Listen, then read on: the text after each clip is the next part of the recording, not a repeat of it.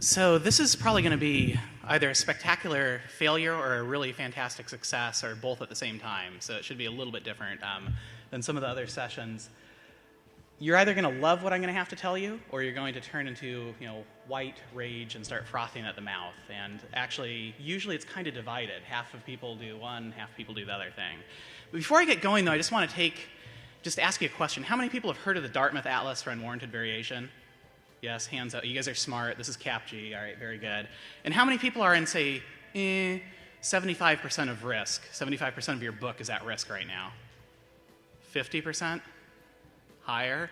50%? How many people think they're going to be at 75% at risk by 2018? Okay, good. All right, that's actually very helpful. Anything else I'm supposed to ask? And I think that's basically the bulk of it. Okay, so I'm going to show you some stuff which will hopefully be entertaining at the end of this long Saturday in a spectacular conference, and you're going to fall into one of two groups. You're either going to say, this is fantastic and I want to see more, or you're going to say, this is horrible and I don't want to have anything to do with that. And that doesn't matter whether you're a payer or a provider. Some providers say, this is fantastic. I can actually see I'm creating massive value for health plans and I'm not getting credit for it in unit cost and utilization, and I want to negotiate with them in this very specific way. And some providers say, no, I'm really not interested in it. I want to stay with fee-for-service, and a couple years away from retiring, and things are going well, and I'm just going to kind of ease out. Same thing with the payers. Some payers say, what I'm going to show you is absolutely fantastic. It's really interesting in identifying high-performing providers and building strong relationships with them. And others say, no, I want to keep my providers in the dark, and I want to maintain information superiority over them, and I don't want to share it with them. And so you're going to be in one of those two different groups. And so I'm going to go through a lot of information really quickly, and I ask you to suspend your questions. But at the end of the session, you have an opportunity to ask questions. And if you're the type of person who wants to see more, you get one of these nifty CAPG masquerade masks. I think this is for the dance later on. Is that right? And if you're the type of person who doesn't want to see more, one of these blindfolds or the CAPG handcuffs. Not a lot of people know that CAPG has a line of merchandise next to the registration center. And the handcuffs are one of the more popular selling items. So that's what we're going to do. So let me walk through. And I guess I should say just a bit, just in case, so at least I appear credible.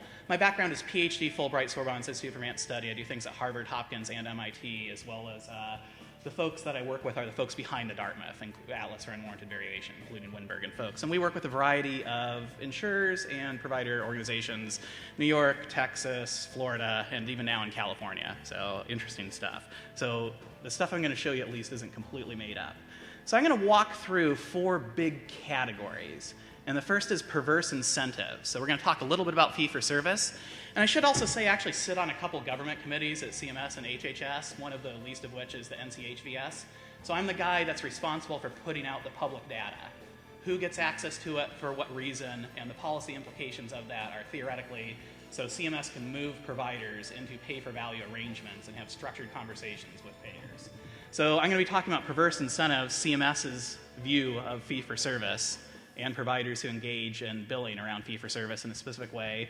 Then we'll go down into freedom and fear, and there I'm going to show you public data that literally names every doctor in here who practices currently. So you are in the data I'm going to show you. Your name, your NPI, and we're going to rank you on performance and show how well you do on a CMS benchmark that they're hyper eager to look at. And not just kind of A1C gap compliance and not unit cost and utilization, but are you literally practicing higher levels of intensity than you should be? So it's really scary stuff. And we filed a number of Freedom of Information Acts to get that data, and now it's out in the world. And finally, experimentation and power. And so we're going to show you different things that you can do with this data after I explain what it is. And then we'll do some performance on display, which is literally looking at CAPG members and how you guys stack up against benchmarks, both national and regional. And the short answer is you stack up very well and do very nicely. So you're going to want to love everything I say. How about that? Okay. Does that sound like what you thought you would be walking into? No? Okay. All right. So perverse incentives. You guys probably know this. Just to set the stage, CMS is actively sunsetting fee-for-service. You guys are great. You're innovative experimenters. The broader market will be catching up. And basically, when CMS looks at overall spend, they say 30 cents from every dollar is wasted, no value care, unnecessary spend. I'll describe what I mean by that in a second. That sort of metric that I'm talking about, it dwarfs fraud, waste, and abuse, and it is the core of the new CMS methods and measures that they're rolling out into Exchange, Medicaid, some of your new next-gen ACO things. That's the core thing I'm going to be talking about. So let's walk through this bit by bit. The world's catching up. You guys know who Burwell is. You know, CMS has actually come out in public with goals. They're going to phase out 50% of fee-for-service in the next couple of years. And in order to actively support this, they're going to be, they are actively releasing public data, physician data, payer data as well. And so that's what they're doing. So they're trying to phase out the vendor request to CMS behind the scenes and actually put the stuff out in public. And for privacy and security reasons, it's actually pretty nifty because it's not covered by HIPAA. Unrestricted use, you can do all sorts of really, really interesting things with it. I'm actually on one of the privacy councils with the HHS people, and it's sort of a totally different paradigm. The AMA fought the release of that data for basically 30 years, and since then they've kind of changed their tune, partially because some of the provider systems are seeing what you can do with it, and partially because it exposes the payers in really specific ways, which I'm going to show you. So this is kind of boring stuff, but you get the idea. Here's the market today. About 5% of your average hospital is at risk. When you move to future payments, the question is how do you measure that? And so there's this concept of no-value care, unnecessary spend. So did any of you guys read the Atul Gawande article in the New Yorker? Do they get the New Yorker in California? Yes. They do? Okay, they are. Just checking. How many people read the Atul Gawande article? Avalanche of unnecessary care. So Gawande is this guy, by the time he publishes this stuff, it's kind of in the popular press, right? We've known about it in academics for a long time. He publishes it and he says, hey, 30 cents out of every dollar is wasted. IOM says that. We calculate it from the bottom up. We get to about 31 cents, but very, very similar. And Gawande doesn't have any data to make that claim. He just kind of does it anecdotally. But he comes to the right conclusion. He says 42% of your patients get things that do not contribute to outcomes whatsoever when you look at it in a total bundle. And he says, of course, not me. You know, when I look through my files, it's every other doctor referring to me, but it's not me. But the point is, this is getting out in the popular press, and you're seeing things like choosing wisely. Associations basically say, here's things we know about that do not demonstrate any discernible outcomes, but drive billing and fee-for-service. So a perverse incentive. Purple, you can literally look by geography. How much money goes to no-value care? We look at it by the individual doctor, by geography as well. Is it a hospital? Is it a group? Is it a specialist? Et cetera, et cetera. And it's perverse because that's the stuff that's driving billing. So when we talk about risk readiness, we're actually looking at geographic profiles, by provider practice patterns, and then the right risk arrangement. And what I mean by that is if your geography is horrible and you're very good, then MSSP is fantastic for you, right? Because it's a low benchmark, it's about cutting fat, and you make money hand over fist the first year. If your geography is doing well, so matching you up with the right arrangement. And this just isn't me. You can read CMS and the guys at Dartmouth talking about this as well. And so the core thing behind that is this concept of practice pattern. And this is literally what we've done for 30 years. Dartmouth has a definition of what contributes to unnecessary variation, whether it's through preference or supply. And the basic idea is when we tally up all the billing, it's about 30%. And how many people are NPR listeners? I know they have NPR out here, right? Okay, very good. So NPR listeners, have you heard the one about the back pain where you have an owie in your back and you do some stretching or you get shot full of concrete and you end up having the same outcome in 2-year horizon? All right, so that's a popular concept of it, so I'm going to go with it. But just know those metrics cover PCP to prescription to cardiologist. You guys know about CAPG. It's literally hundreds of DRGs and prescriptions. I'm going to bleed the back pain one just for kicks, and I'll walk through a couple examples of that. But the point is, we used to know about this at a geographic level. Now we know about this at a provider level. So 5% of people who have owies in their back end up on the surgery table. Nationally, in Kentucky, it's 15%. With orthopods in Lexington, it's 27%. With a particular group, it's 47%, and it's one guy who's driving it. That's literally what we can do. So that's a concept of practice pattern, which we've known about in the academic lit for 30 years, but we've never had national benchmarks, right? We always had to go to the doctors or go to the health plans and crank the claims to be able to figure it out. But now CMS released the national benchmarks. We can benchmark every one of you and regionally adjust it and locally adjust it and do all sorts of nifty stuff. So when I say variation, there's a couple different pieces of it. The first is supply. So gambling, prostitution, and people with stethoscopes, this is a supply-driven market, right? It's a joke, like perversely incentivized. Winberg hates it when I summarize his research this way. He gets furious with me. But that's basically what it comes out to be. Then there's this other concept of preference, and I don't mean selection, but I literally mean how you actually practice medicine. If someone comes in with an owie in their back, you can start with a lower intensity treatment, or you can go straight to a higher intensity treatment.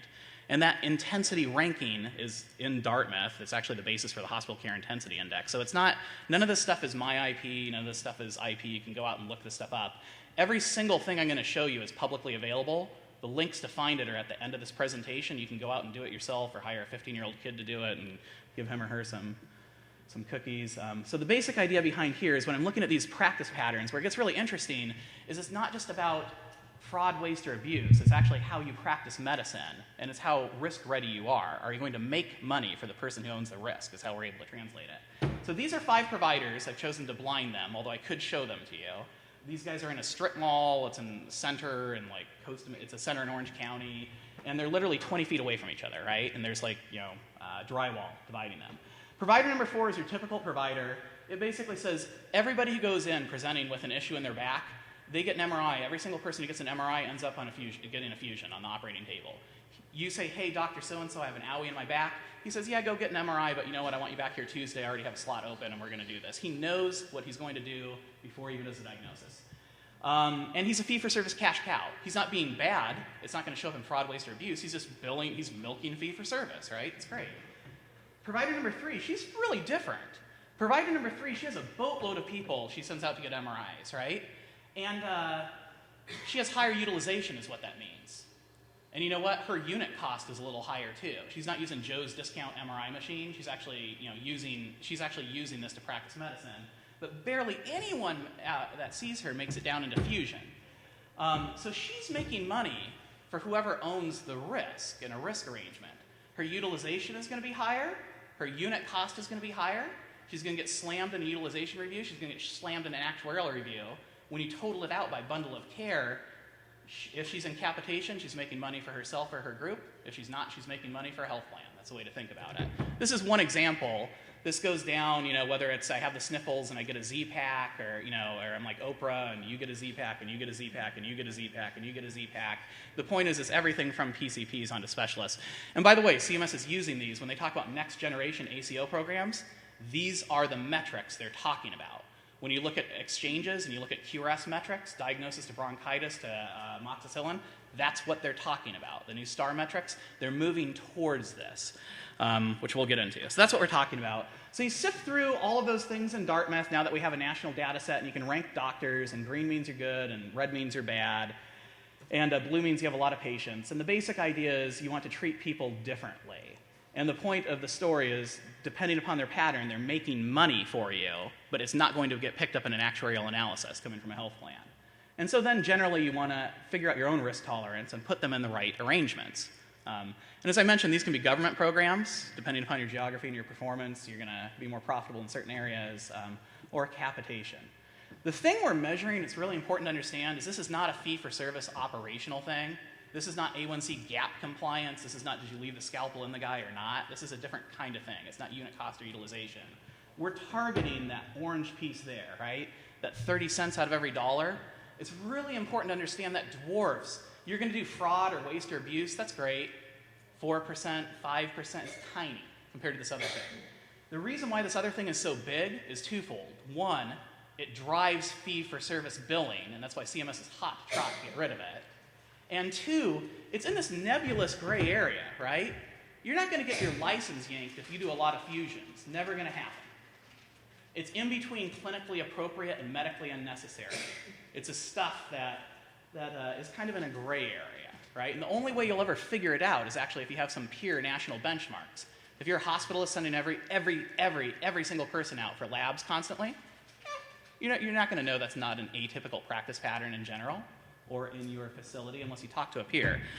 From CMS's perspective, they say, hey, we could provide care for everybody if we got rid of this. So they're really hot to trot. And the next generation of pay-for-value programs, ACOs, other things, this is what they're focusing on. The other reason why you should pay attention to it is because it exponentially accumulates. You don't really care about this if you're in cap and you have stopgap and you have upside or downside protection. You do care about this if you're even remotely considering setting up a plan on your own, or going on to an exchange, or doing something even more aggressively. So here I'm looking at one doctor in one county for one DRG for one procedure. He is not an outlier. I could have chosen outliers that you wouldn't even believe. He's average. He's a deviation up, right? And basically, if I get him to a C on his report card, locally adjusted, it's $500,000. One DRG, one doctor. I mean, it's a lot of money that adds up, not the sensational stuff. So when I'm talking about perverse incentives, that's CMS. They see it as fee-for-service. They see it as at 30%, where it's not fraud, it's not waste, it's not abuse. It's this stuff that is based on practice pattern intensity, and they're hot to trot to get rid of it. And so in order to facilitate getting rid of it, they said, what should we do? And they thought, let's actually start releasing data publicly and naming names and shaming people. And there was a huge blowback with AMA. It went back and forth. And CMS actually started releasing it, which is pretty nifty. And so here's the summary. A lot of it comes out of Freedom of Information Act requests. This is a lot of stuff that came out of Florida. We filed some of these things. And it's scary. It literally says, like, it's naming your name, right? It's scary, and your group, and who you are. And it can be really bad for PR. And when you get a lot of kind of people who don't know what they're doing, I always show this slide between drowning deaths in the US and Nicolas Cage movies, and it's really, really closely correlated. And the question is Nicolas Cage actually creating drowning deaths? That's a lot of the type of analysis that goes around when you make these sets available without a research barrier on top of it. So it can be bad for PR, and also it was horrible for CMS first round of PR. They got slaughtered. It was 60 minutes talking about Medicaid overbilling. It was all this sensational stuff. Since then, I put together a couple panels with Wall Street Journal and New York Times and USS News guys, and so they've since been working very carefully with CMS to change the conversation to say it's not just about outliers bilking CMS, but it's about releasing data so providers can move into pay for value. But it's scary. Nonetheless, it's important. There was a decent amount of question whether that would continue to be released ongoing. The last conference, and we were very pleased to have CAPG represented there, and thanks to Amy for being represented, CAPG there. Niall Brennan, CMS Chief Data Officer, organized a thing with me, and Slavitt stood up there, and they basically said, we're going to be releasing this on an ongoing basis, annually, quarterly, more and more of it. They want to have you guys stop pinging them through the back door, and vendors stop pinging them through the back door, and just release one type of file for one type of program out the front door. So that's the plan for CMS. So it's scary, but you're going to have to deal with it. And by the way, when you run the analysis with what you guys and your members are doing, you come out on top. It's really, really good for you. You perform better than typical kind of operational metrics you're probably getting nailed with actuaries you're negotiating with in the health plan. So you come out really good. So you're going to want to pay attention to it. And that's the end of the presentation. That's not. Okay, here we go. All right, let's try that again. So there's a lot. So data. They're releasing data. A lot of data out there. Some of it gets bad headlines. That's the end of the presentation. Try that again. All right. And this is basically the state of reporting. So CMS got a big black eye, right? You guys have the National Acquire out here. I know you do. This is California. All right, very good. So billing for this sort of stuff. This is fraud, waste, and abuse, but it's still only 4 cents, so we're good with it. It doesn't come out to the 30 cents. And so when I say a lot of data, there's kind of big buckets of data, right? There's government performance data. That's all the stuff you know about. There's provider data from Dartmouth to STAR to these B and D releases, which are really important. And then there's this silly socio-demographic data, which everybody laughs at. It turns out that socio-demographic data is really, really, really important.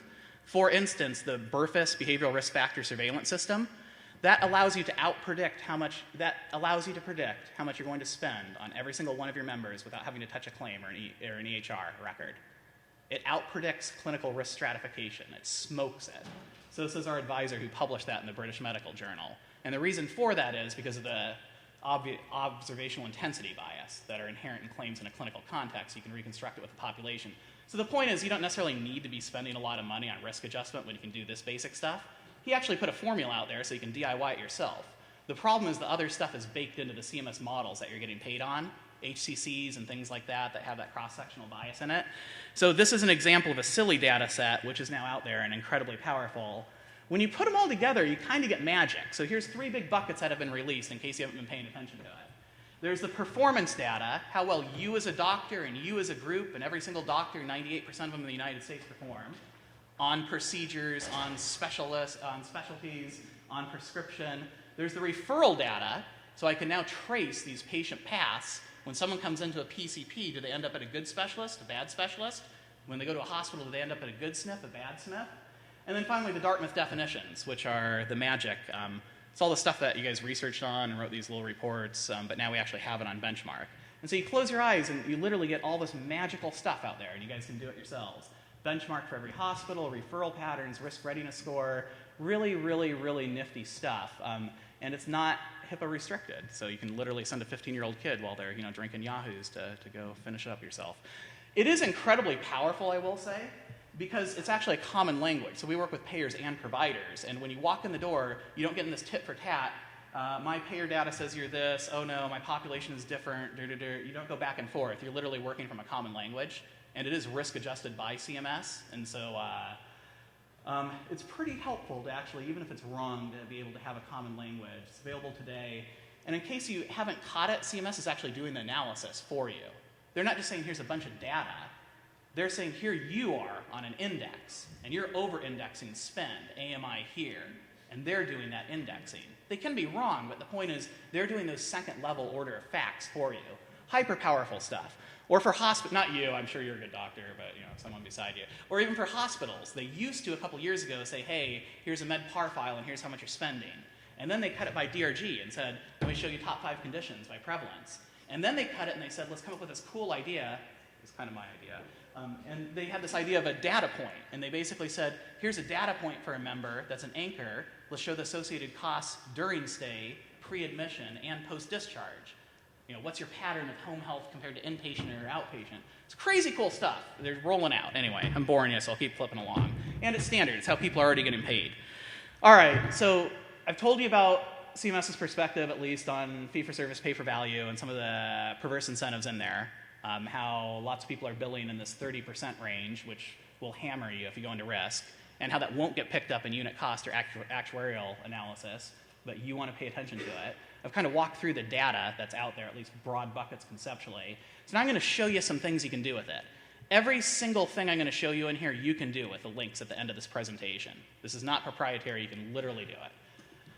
So this is really about how do you use this stuff and tactically what do you do with it. So you can use it to design networks for populations. You can use it to find the right risk arrangement, whether it's government or to find the right payer.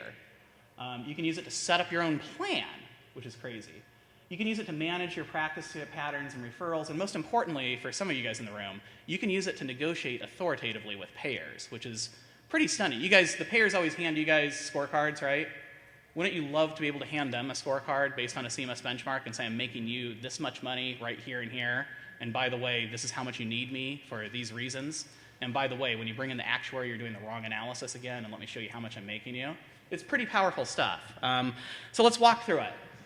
Kind of conceptually, this is the old Dartmouth stuff. What's the lay of the land, right? Where are the populations? Where are the doctors? How healthy are the people? What's the supply? And so let's start here ever so quickly. This is California. And so what I'm looking at here are counties in California. And I think this is an MA configuration. It is, but you can do it for exchange or CAID or whatever you're interested in. But I thought with aging population it would be kind of cool. Okay, so I'm looking at CMS risk scores. I'm looking at total cost, PMPM, their performance metrics rolled up into STAR and chronic STAR. I'm looking at health ranking, which is that PERVERSE total cost. And then I'm looking at NOI.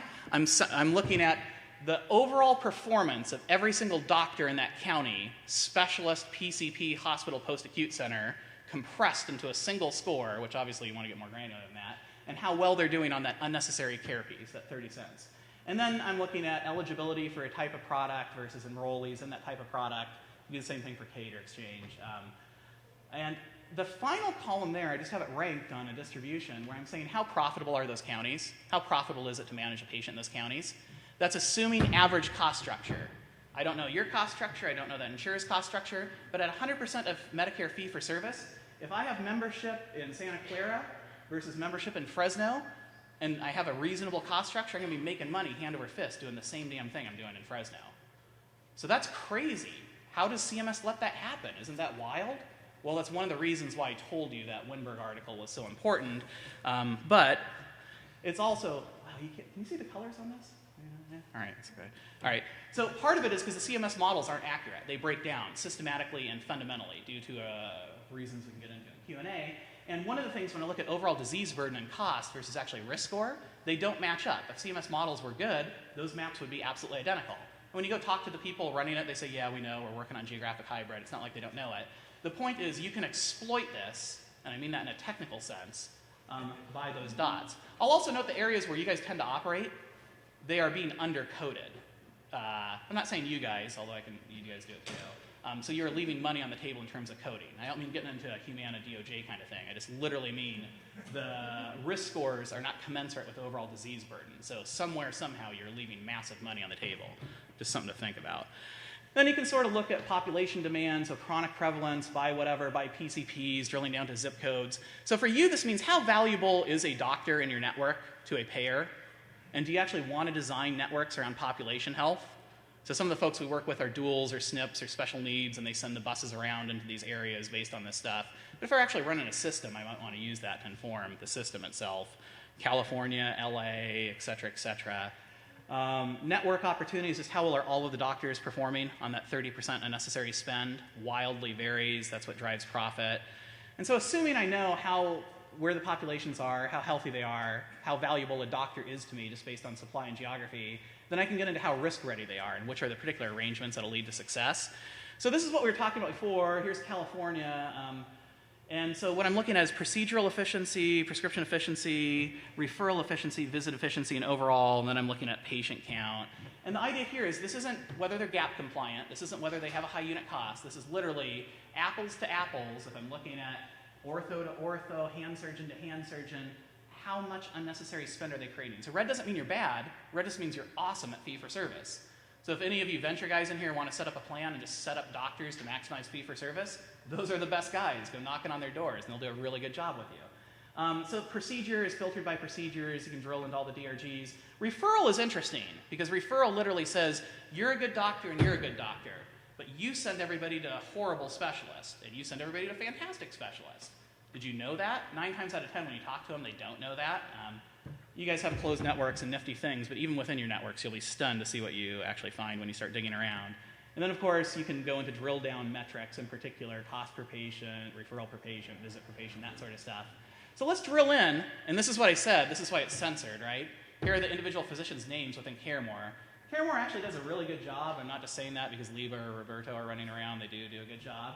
What's really interesting about that is when I look at the amount of patients in a panel versus these individual doctors, and I normalize it, basically I see the bulk of the patients are in the doctors that perform better. So you can do one of two things. You can try to make your doctors practice better. Maybe you can do it, maybe you can't. Or you can start pushing the bulk of the patients into the doctors who do perform better. And health plans do this. They're looking at this sort of stuff to create sub-networks and to negotiate with you and say, hey, we'll keep everybody in the network, but you guys just have to have these top people up here, et cetera, et cetera. But that's a well-organized practice, basically. The bulk of the members are in people who are doing better. So there's some data behind that. You can look at hospitals. The hospitals you think perform well often don't perform well. When I say they don't perform well, I don't mean they leave a bunch of scalpels in people. I mean they actually do that unnecessary spend and they bill CMS amazing amounts. I'll just leave it at that. So overall efficiency, and then there's some things we like to look at. End of life is a hot topic now. So you guys are all good NPR listeners, and that's Winberg at it again. So bulk of spending in there, not to be morbid. But what we use it for, it's really interesting because it's an analytically solid endpoint, and it correlates very highly with whether hospitals are overspending. So one of the questions is, why are they overspending? Or let's say you're a hospital or a system that's integrated with a hospital, and you want to have a conversation with the payer. And you say, hey, we're doing a great job. And they say, no, your unit costs high. And you say, hey, no, we really are doing a great job. And then you know you're doing a great job. You can feel it in your bones. And so then you pull out your typical provider cards. And you say, well, our patients are different. Bam. And they slap you around with that. And then you say, well, our sociodemographics are different. Bam. And they slap you around with that. So here's what's really interesting. This is a way to actually demonstrate that. What you're looking at it is post-discharge. You're looking at basically the pattern of care and associated costs. And with Long Beach, they're below index on basically all of them. They're a little bit higher on home, but that's at the expense of inpatient, outpatient. So they're doing a really good job with home health. You get the basic idea, and it's CMS benchmark, and so they tend not to get feisty with you on the health plans. You want to be able to know whether you're running enough volume through your market to be substantial to the payers in the first place. And then ideally, you want to do the same thing with post-acute centers. Are those hospitals sending people out to good post-acute centers? You sum it all together, and you get these nifty little dots. So assuming we know how healthy the populations are and how valuable you are, and whether individual providers are actually going to succeed in risk arrangements or whether they're fee-for-service cash cows, now the next question is, what do you do with it? And so this is around how do you manage practice variation to contain costs. And so this map, these are real numbers, right? You can look at any place in the country down to zip code. How much wasted spend is occurring in a geography? And actually, we can show you by hospital, by group, by individual physician, by DRG, using the Dartmouth notes. It's crazy. Naming names. So if I'm looking at this map and I'm like, hey, I'm in an area with a bunch of purple and I'm managing the risks, I want to get rid of that, because that purple is actually red on my bottom line. I have two options. I can try to make the doctors better, which, I mean, you guys are all awesome, but some other doctors aren't that awesome, and it's really tough to change who they are and how they practice. The very best people get, what lift do you get? 5%, 3%, maybe you get 10%? Really tough. Or you can make the red dots green, Or you can change the amount of encounters with your patients and shift the bulk of those encounters to green dot providers. And so that's the latter, reinforcing the higher performing network and referrals. So I've blinded the NPIs because I was asked to, because I think Amy was in there and she was a big old red dot and I didn't want to embarrass her. But the point of the story is these are real doctors and these are in California. So the color is how well they're performing on that unnecessary spend.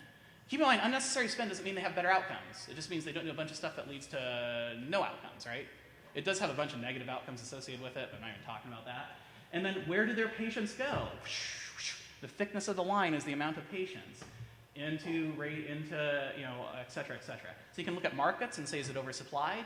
Where it gets really interesting is literally you can say, hey, I start out with a green dot doctor, and regardless of who he sends to a middleman, they all end up with a red dot specialist. Pretty interesting stuff. This is fee for service. This is not your actual referrals. It's really important to make that distinction. And it's really important because it's not a limitation. It actually is like a stunning revelation.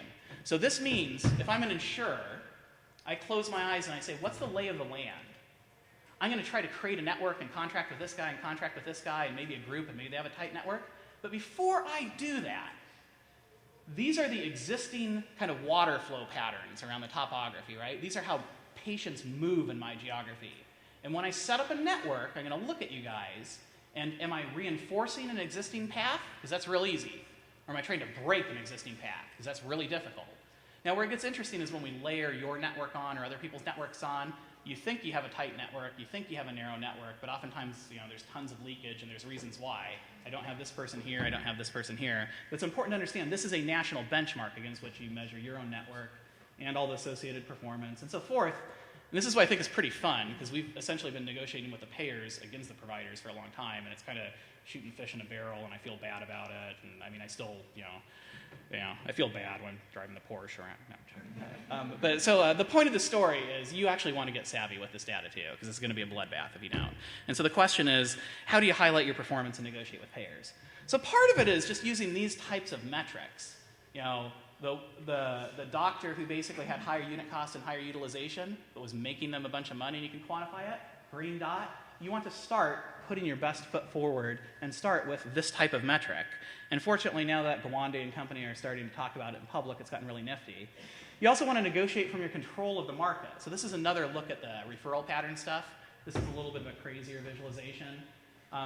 We have all this stuff whipped up in a platform that has a front end, so we can just kind of toggle into visualizations, and some look better and some look worse. Every one of these, this is what the academics call informal networks.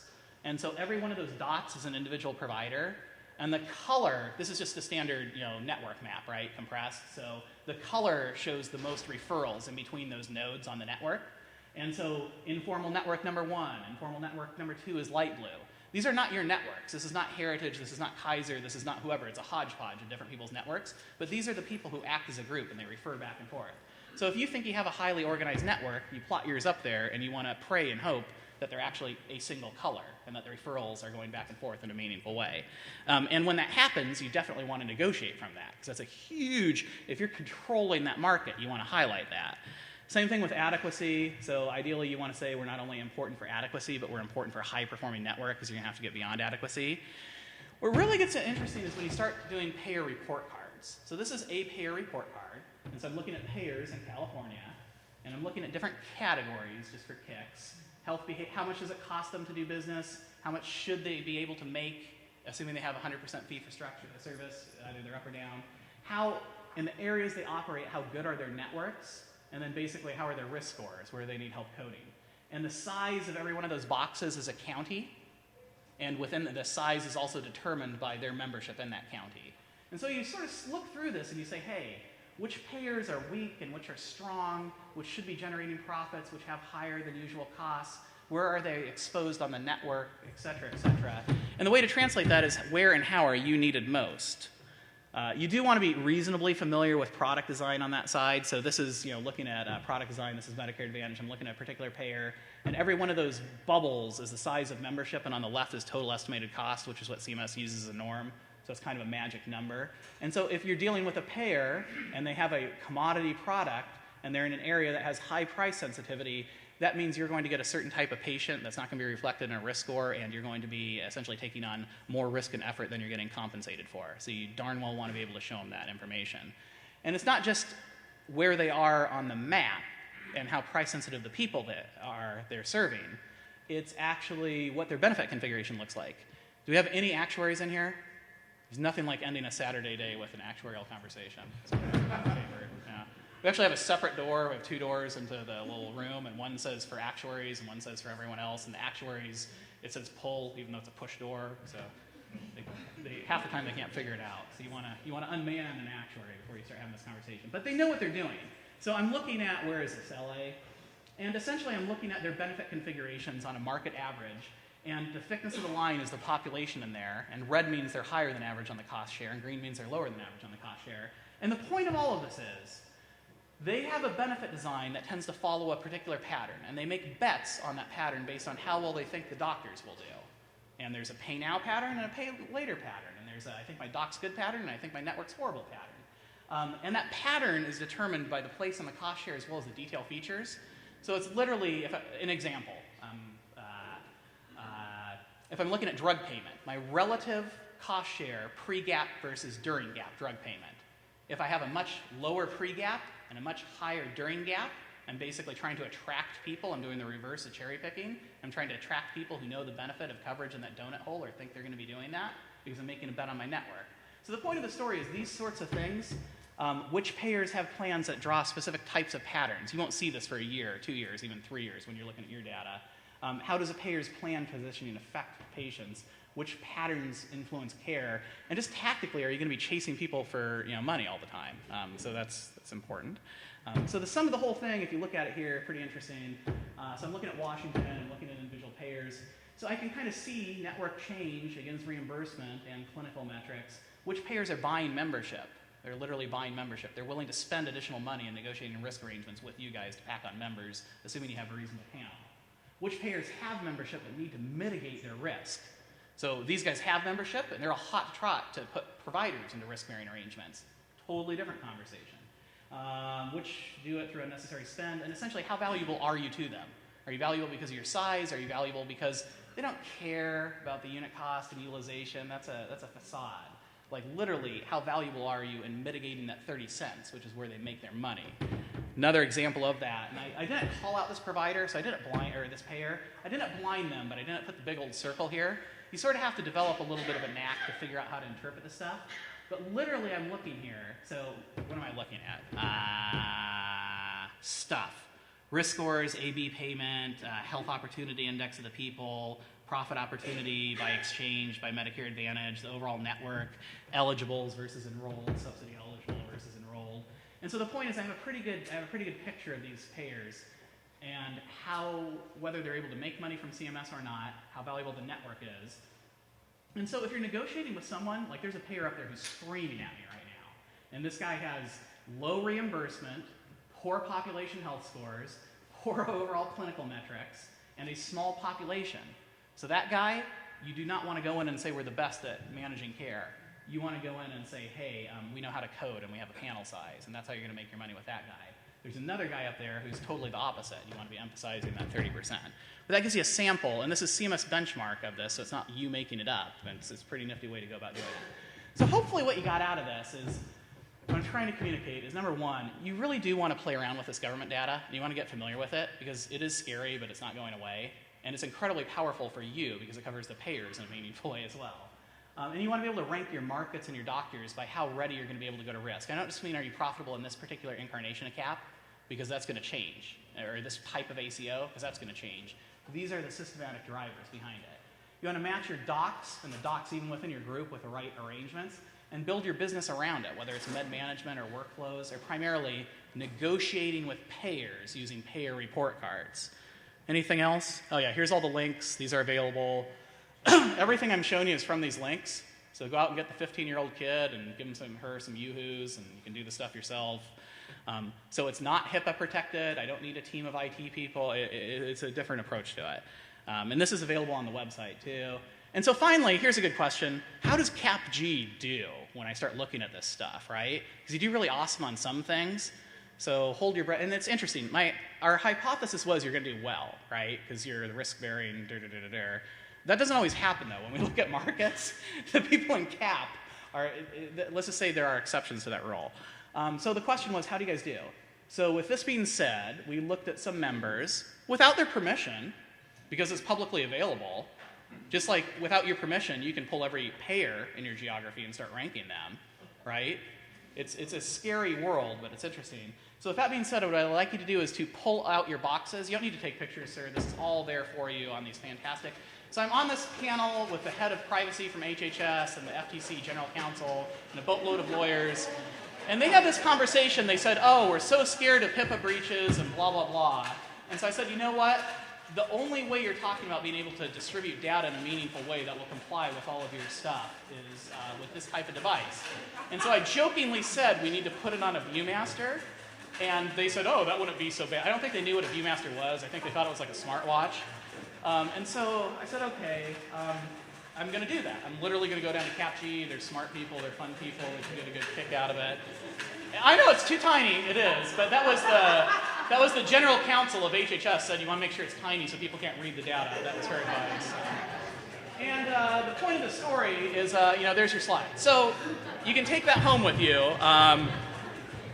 As you're flipping through the slides, I will say, here's the slides up here. Here's a slide on how to read the stuff, definitions, what the green dots, red dots mean. And then Catholic, Everett, and I've censored these. There's an uncensored version, which I have up on a pay-per-view website, and like all the plans are, I'm just kidding. There's an uncensored version which you can have, but I didn't want to scare you, so I thought the censored one would be, if you guys started going crazy, I didn't want to have your names up there. And I didn't know how the analysis would turn out, so that was part of it too. So it is censored. As I flip down here, there's an uncensored one you can get from me, you can get from Amy. And at the end of it, let me just interpret this for you for a little bit. Like when you sift through all this stuff, what do we see out of this? So we see a couple different things. On the whole, at the people we looked at, they basically have better scores than national and even regional and even locally. Well, it depends on the market. They perform better on these risk readiness metrics. And risk readiness is just, are you managing, do you have less of that unnecessary 30% no value care? They do better than average. That's not terribly surprising given CAPG's tagline, but it is surprising the degree to which that was actually happening.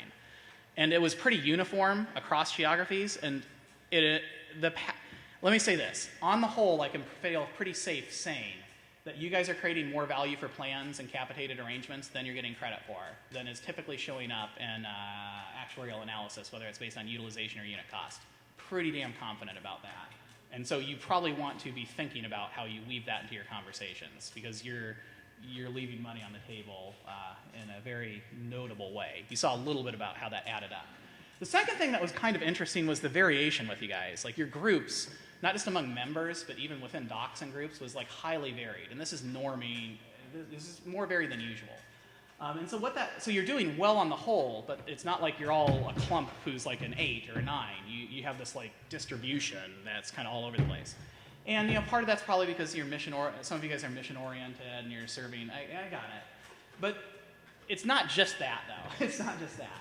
And so what that suggests is that there are best practices that are going on with certain CAPG members and doctors within CAPG members that would be incredibly valuable were they shared.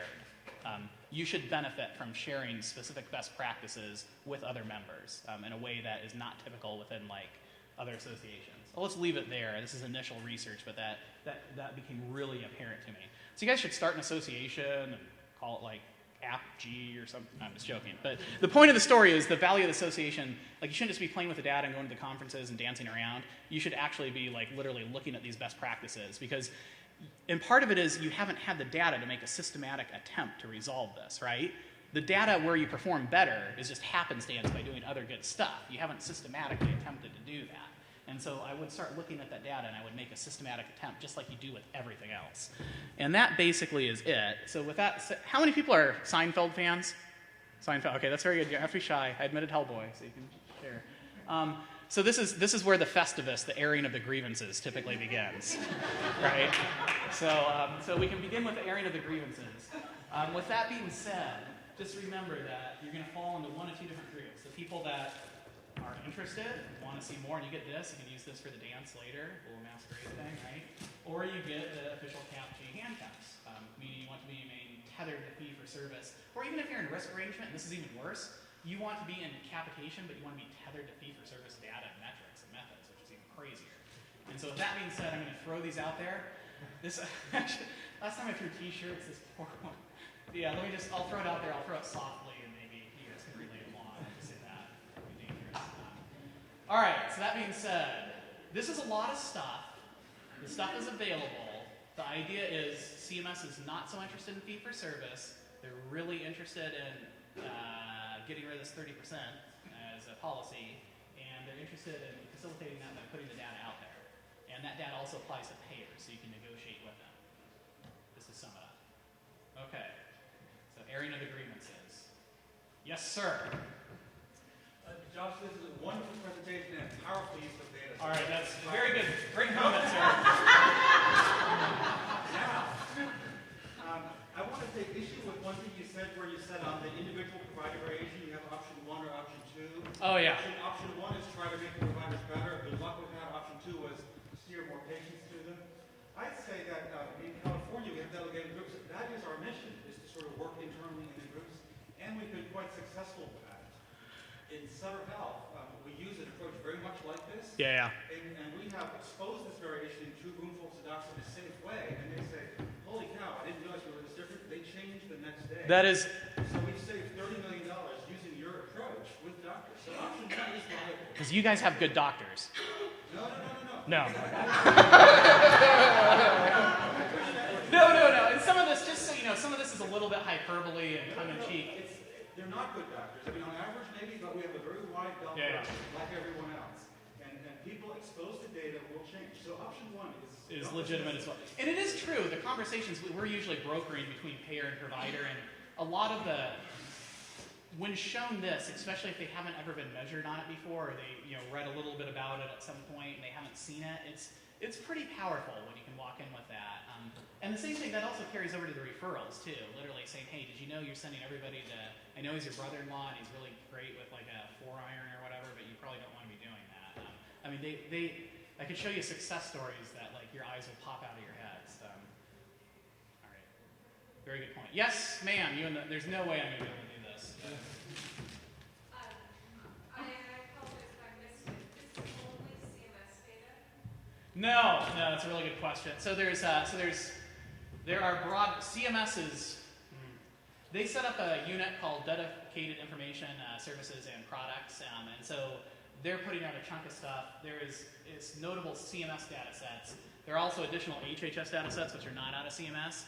And then there's kind of hybrid stuff, whether it's RWJ or Dartmouth or these guys doing things in addition to it too. So it is not just limited to CMS. The bulk of the provider, the way to think about it is the bulk of the stuff still is fee-for-service, right? And so, oh, that's scary, it's fee-for-service. I'm a doctor, I give everybody a spinal injection who's fee-for-service, but if I know your Medicare Advantage, I totally am different. I practice very differently. That actually doesn't happen, so says the lit. And we work with clients where we actually run their data on it, and I can tell you it doesn't happen. But the core thing about it is that allows me to build a national benchmark, and then I can drill down and not have to patchwork it, basically. So you can run your data now that you have a national benchmark from which to calibrate. We could never really do regional adjustment or a local adjustment in a really good way, because it's always based on your claims data, which I can say I'm pulling this provider data or this payer data together, but it's really sparsely realized and it's a debacle. And so this time I literally have 98% of the docs, say 95 by the time I get rid of kind of outliers and want a decent confidence interval. So not just CMS data, a bunch of other data. CMS is really driving it though, because they're just hot to trot based on policy. HHS and ONC has a little bit of a different take on it. They just thought it'd be cool to put it out. Like, I mean, Todd Park's a friend, he's the CTO of US, and he was like, hey, well, he didn't say hey, but he said, hey, it's going to be just like weather and geolocation data. We're going to put the stuff out there and the market's going to adopt it. It's going to be fantastic. And it was sort of an underappreciation for the perverse incentives in the market. Because if I have this PERVERSE set and it outperforms risk strat, well, wait, that completely disintermediates, and I'm going to amortize my other investment over here. And the MIT kids I deal with, they walk out and say, hey, I have a cool way to keep people out of the hospital, but if 95% of my book is on fee-for-service, I don't care about readmission. And so they've been in this no-man's land for a while. So the question was, were they going to keep doing it? It's only in the past year that they basically said, we're absolutely going to keep doing it, which is cool. Does that help? That's a long answer. You asked me a good question, though. Is most of the data divided over 65? No, I mean you have age, you have individual age, you have by product line, and then you do have some of it with individual date of birth on it. Although typically they'll key it so you can't see date of birth because they're scared of the mosaic, they're scared of reconstruction on that stuff. And most of the units are around the providers. Just to be clear, it's around the providers, the grain of analysis, and so they're not as interested in the member as they are the provider, the provider's pattern of practice, which is interesting. Like when we first started doing disease management way back when, like HHS and a couple of states wrote and said you can't do. They wrote it on like a letter on pink font, and it was like Comic Serif Sans saying we thought this is against HIPAA and do. And so a little bit of that legacy remains. So the unit of grain tends to be at the provider, and they have it cut up by program. So you really have to be able to kind of reconstruct. So this is easy to use, and it's easy to find, and you can totally do it. The problem is you're going to have to be able to do two things. You're going to have to be able to normalize with a benchmark and then walk it back outside where you don't have that confidence. And then you're going to have to be able to normalize by a specific data structure. So you're going to have to map a hospital referral region to hospital service area to Medicare contract to PUMA to and then pull it out by provider and then by individual age. And as you go down that slope, you lose confidence. But it covers the whole thing. It's still pretty good because you're starting out with such a massive sample. Sorry, that's a long answer. He asked me another good question. You know what? That was a good. You do get a mask for the. Here, I just yeah, thank you. Would you mind? Oh. Man, see, CAPG's going to have a lot of surplus handcuffs in their inventory. All right, who's first? You look friendly. I'll start with you. No, I'm kidding. All this information is available on those links that you have? Yeah, it's crazy. It's literally crazy. You would not believe what's out there. And you don't have to go into an enclave and get... This is not like a sample file where... I'm on the committee who gives out the sample access, and we give out like 5 of them a year to like a couple guys at Harvard and somebody else who pays it. This is there on the link. That's all you have to do. Just go to the link. It's crazy. And you have to go to all these different links to get different data. Yeah. And this is a curated list. I mean, there's a much better... and actually, if you're interested, up on our little website, we show you like a taxonomy of how to do it yourself. So these aren't pretty files, right? These are like PDFs and Excel. I mean, these are not pretty files. I just want to be totally clear around it, right? When we wrote that legislation and said anything funded has to be machine readable, and that was the core of what we did not, wearing my government hat, we did not anticipate that they would rule that PDFs were machine readable. So now we're having to go back and circle around that. But these links are up there. You can absolutely do that. You and then you. Are there federally qualified health centers in the data? Yeah. Oh, okay. To the provider level? Yeah, I believe so. I got to check, but I'm pretty sure. Yeah, no, it's crazy. Yeah. Okay, you. That was a fast answer. I was expecting. I know. I was expecting a long answer. I'm usually they have me under lock and key, and they say short answer. Because they're right. Did it mass or handcuffs? Oh, I'm on a map. It's mass. Man, you guys are going to have a clearance sale for all the handcuffs you have at the store, the CAPG store. So from a data set, do you see any difference between, for example, Medicare, Medicaid, commercial for different product lines? You talked about, capitation versus fee for service, but first of all, for that, and how biased or not is this type of thing for analyzing? And the second is, Good question. Are you starting to work any with, many states have all payer claims databases, and so Yeah. does that add any additional benefit or no? This is where I'm going to get into big trouble because technically I'm supposed to be a big supporter of the APCD. I'm supposed to say it's really fantastic. That's one of the things let me just tell you this, that CMS is pulling resources from ad hoc requests of all payer claims into this public push. And that's not happening accidentally. So we're doing something different. If I want to do standard quality and compliance and then I have to hit that. That's golden, right? And they're trying to open that up to more innovators and entrepreneurs. They made a big announcement about that. If I'm measuring this other thing, this Dartmouth, this 30%, that holds so little value for me, it's just absolutely not worth touching. The question, and this is such an awesome question of so to believe any of this stuff, you have to suspend disbelief for 3 big buckets, and usually people go apoplectic about it. They go, oh, are you really saying that practice can vary that widely? And usually these aren't doctors, but they're like, I don't believe that because I went to a doctor and I want to trust him, and he gave me a back injection. I thought a concrete, or he's going to need that. It freaks him out. So you sort of have to believe that there's this wide, and they say, wouldn't he lose his license? You have to know, I'm not going to lose his license. So you sort of have to suspend disbelief on that. And then you have to suspend disbelief that you can actually risk adjust, not using claims in EHR data, which is crazy. The BMJ article is helpful, so that was very good that came out. But it's crazy. Just that's at the county level. We do it at the doctor level because you can reconstruct it. So you have to suspend disbelief on that. And then you have to suspend disbelief, and this is usually where the doctors get dicey, that the core systemic drivers of who you are you the kind of guy when someone walks in with a kink in their back, and I say concrete injection?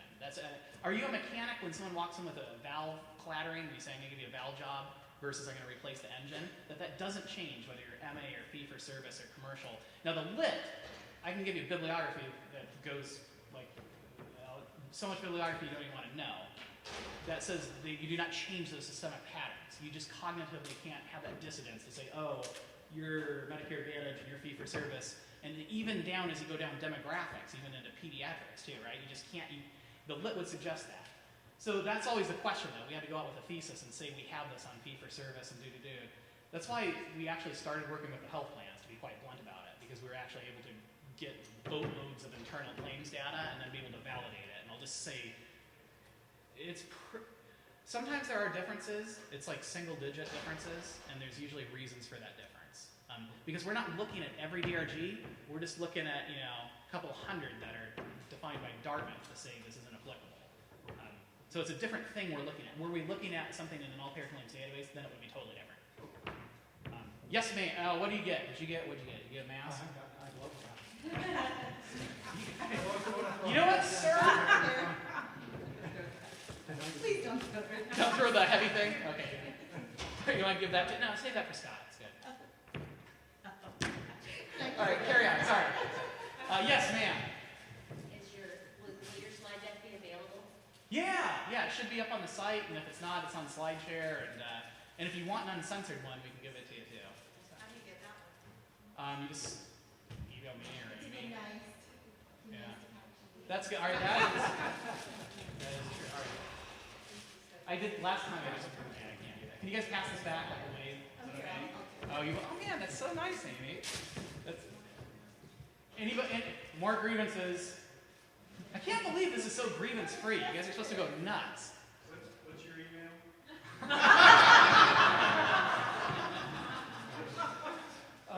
It's just Josh at Rowdmap. ROWDMAP.